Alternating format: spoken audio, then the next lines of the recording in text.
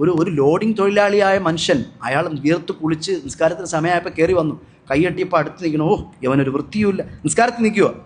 കാരണം ഒരു ചെറിയൊരു സ്മെല്ല് എന്തോ ഫീലായി. അപ്പോൾ പറയാം നിസ്കരിക്കുക, സിറാത്തൽ മുസ്തഖീം സിറാത്തൽ. ഓ, എന്തൊരു നാറ്റം, ഇവനൊരു വൃത്തിയുമില്ല, ഇവൻ കുളിക്കുകയില്ല, കഴിവേയില്ല. അങ്ങനെ ആയാൽ പറ്റില്ല. അതായത് അവൻ്റെ ആ വിയർപ്പിന് പടച്ചോനെടുക്കൽ വലിയ മൂല്യമുണ്ട്. നമ്മൾ ഈ ആളുകളെ പറ്റിച്ചും കബളിപ്പിച്ചും കുറേ വലിയ വലിയ കച്ചവടക്കാരൊക്കെ ആയി, ബിസിനസ്സുകാരൊക്കെ ആയി പൈസ ഉണ്ടാക്കുന്ന പോലെയല്ല. അതായത് ഒരു സംഘം ആളുകൾ നബി സല്ലല്ലാഹു അലൈഹി വസല്ലം തങ്ങളെ കാണാൻ വേണ്ടി വന്നു. അപ്പോൾ ഒരാളിങ്ങനെ മാറി നിൽക്കുക. അയാൾ നബി സല്ലല്ലാഹു അലൈഹി വസല്ലം തങ്ങളെ അടുക്കൽ വരണില്ല, കൈ പിടിക്കണില്ല, ചുംബിക്കണില്ല. അപ്പോൾ നബി സല്ലല്ലാഹു അലൈഹി വസല്ലം തങ്ങൾ അയാളെ കണ്ടിട്ട് ഇങ്ങനെ വിളിച്ചു, എന്താ നിങ്ങൾ മാറി നിൽക്കണം എന്താ?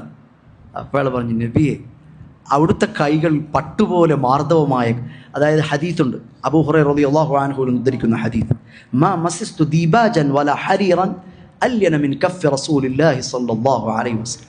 മുത്തനബി സല്ലല്ലാഹു അലൈഹി വസല്ലം തങ്ങളുടെ കൈകൾ പട്ടുപോലെ മാർദ്ദവമുള്ള കൈകളായിരുന്നു.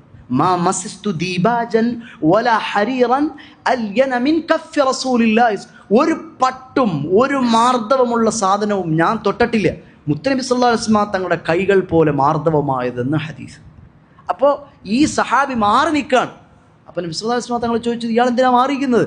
അവർ പറഞ്ഞു, നബിയെ, എൻ്റെ കൈകൾ പരുക്കൻ കൈകളാണ്, ഞാനൊരു പാവം കായിക അധ്വാനിച്ച് ജീവിക്കുന്നൊരു തൊഴിലാളിയാണ് നബിയെ. എൻ്റെ കൈകൾ ഈ പരുക്കൻ കൈയുമായിട്ട് ഞാൻ അവിടുത്തെ മുസാഫത്ത് ചെയ്താൽ അവിടത്തേക്കൊരു വിഷമമായാലോ? ആ കൈകൾ മുത്തുനബി പിടിച്ച് ചുംബിച്ചു. മുത്തുനബി സല്ലല്ലാഹു അലൈഹി വസല്ലം തങ്ങളുടെ കൈകൾ എല്ലാവരും ചുംബിച്ചു. ഈ മനുഷ്യൻ്റെ കൈകൾ പുന്നാര നബി സല്ലല്ലാഹു അലൈഹി വസല്ലം തങ്ങൾ ചുംബിച്ചു. അപ്പോൾ ഇത് നമ്മളെ പഠിപ്പിക്കുന്നത് എന്താ? ഇനി അത്തരമൊരു സാഹചര്യമുണ്ടായി ഒരു മനുഷ്യൻ വന്നാൽ അയാളെ നമ്മൾ വെറുപ്പോടെ നോക്കരുത്. അയാളെ നമ്മൾ അത് ഉൾക്കൊള്ളണം. അതാണ് ആത്മീയത. അവിടെയാണ് ആത്മീയത. നേരത്തെ ഞാൻ പറഞ്ഞില്ലേ, അതാണ് ആത്മീയത. അപ്പോൾ ആ മനുഷ്യനിൽ നിന്നുണ്ടാകുന്നൊരു വിയർപ്പിൻ്റെ ഗന്ധം നമ്മൾ സഹിക്കുക.